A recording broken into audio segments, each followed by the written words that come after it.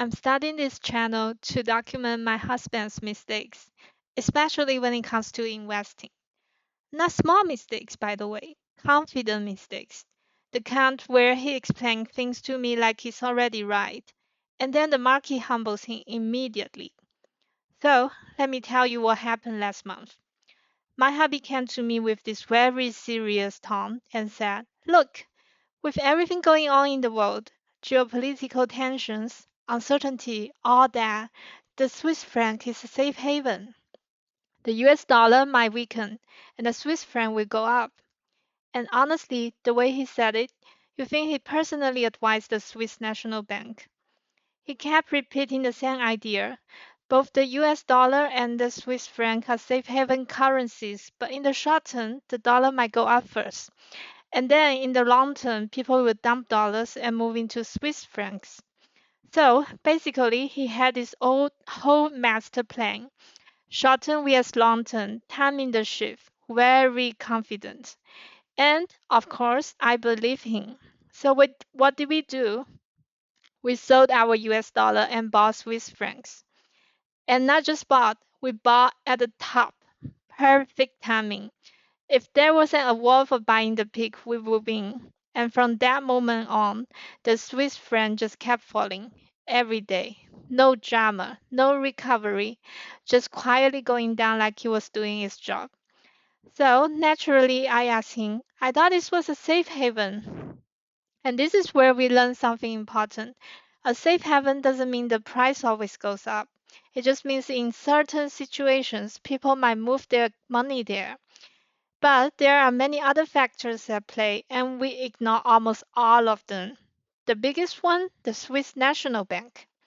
Around that time, the Swiss National Bank basically signaled they were ready to intervene in the market if the Swiss franc became too strong.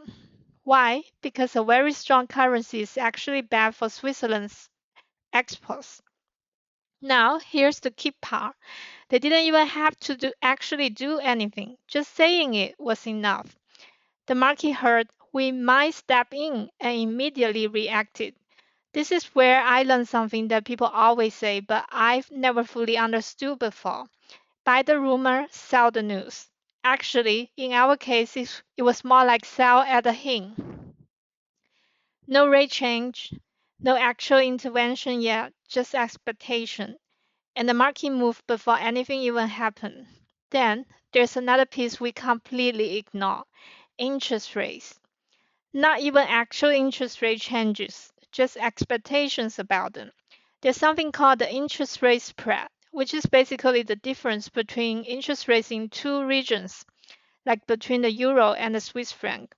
If investors think that in the future euro might have higher interest rate compared to Switzerland, they will start moving money into euros instead of Swiss franc. Why? Because higher interest rate mean better returns. So even before anything happens, money starts flowing. And when money flows out of the Swiss franc, the currency weakens.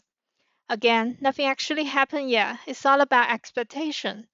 So while my husband was focused on geopolitics, wars, tensions, big global stories, the market was looking at central banks, policy signals, and future interest rate differences. Basically, we were watching the news and the market was watching the fine print. And here's the funniest part. We completely forgot that US dollar is also a safe haven. So while we were trying to be smart, moving out of dollars into Swiss francs, other investors were doing the opposite.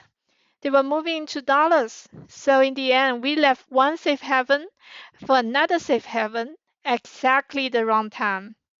And my husband, still very calm, still very confident. He said, "This is short term. Long term, I'm right." Maybe he is, but right now, the market is not interested in his long term vision.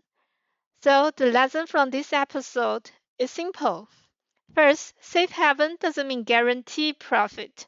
Second, markets move on expectations, not just facts. Third, central banks can move the market just by talking. And finally, confidence is not a strategy.